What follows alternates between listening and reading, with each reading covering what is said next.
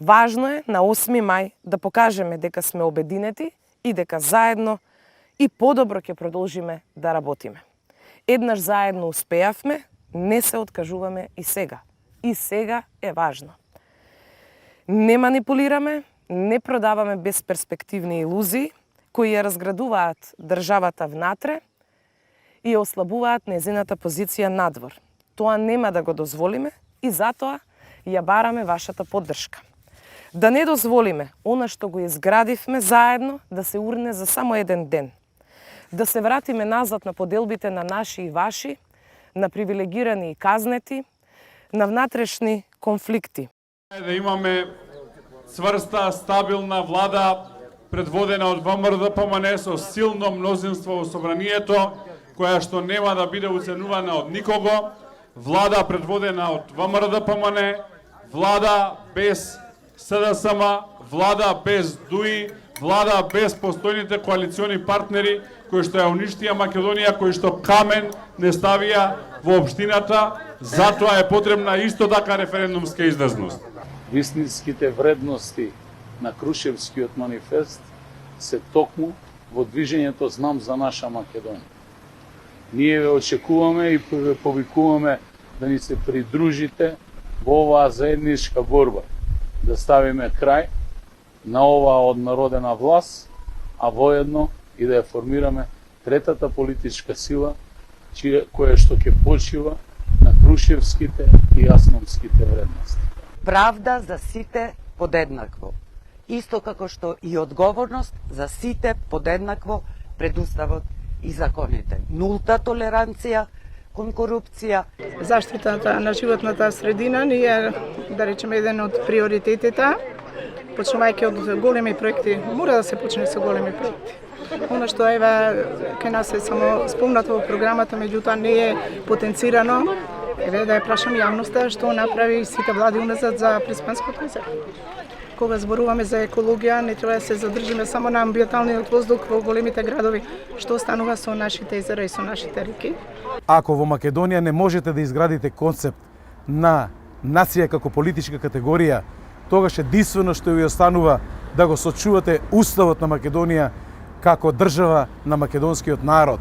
Македонскиот народ е државотворен народ во Македонија. Но парламентарните почнуваме од нула и очекуваме солиден резултат со кој што ќе овозможиме моќта на уценување конечно од албанските необалистички партии да премине конечно во македонскиот блок и ние да бидеме оние кои што ќе го држат курсот на македонизмот наспроти сите антимакедонски сили. Од тоа што можеме да го слушнеме од Велешани, значи тие препознаат левица како единствена опција, тоа е единствена опција која што потекнува од народот. Во програмата на левица има најмногу за обичниот работник и за обичниот земјоделец, затоа што од таму, како што кажав, ние фактички и потекнуваме.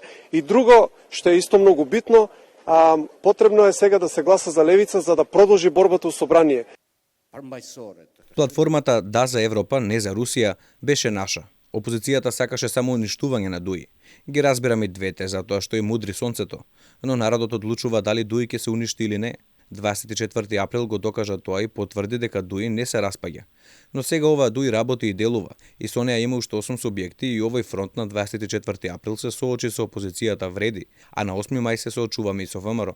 Нашата мисија продолжува. Сакаме земјата да биде полноправна членка на Европската Унија, бидејќи немаме друга алтернатива.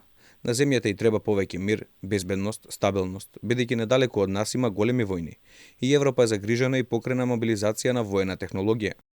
Имаме конкретни проекти како што јавните предпријатија да се вратат во рацете на граѓаните и секој граѓанин да добие вредност од тие јавни предпријатија, ваучер од 10.000 евра, без разлика на возраст, етничка припадност, верска припадност, доволно е да е граѓанин на Република Македонија, бидејќи и тие јавни предпријатија на времето, значи, се со учинок на граѓаните.